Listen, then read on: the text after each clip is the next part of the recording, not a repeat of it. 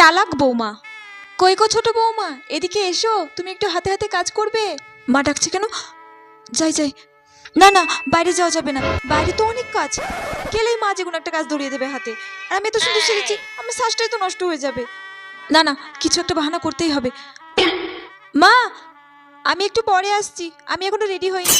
আচ্ছা এসো। দিদিভাই, আই এম সো সরি, আমি রেডি হতে গিয়ে তোমার হাতে হাতে সাহায্য করতেই পারলাম না। আরে তোকে কোনো চিন্তা করতে হবে না ছোট, আমি সব কাজ করে নিয়েছি এদিকে, আর কোনো কাজ বাকি নেই। তুমি কিছু মনে করো না তো? না না, সব কাজ হয়ে গেছে, না আরো কোনো কাজ বাকি আছে দিদিভাই। আরে এই তো পিসেমশাই একটু চা খাবে বললো, আমি একটু চা করে দিয়েছি।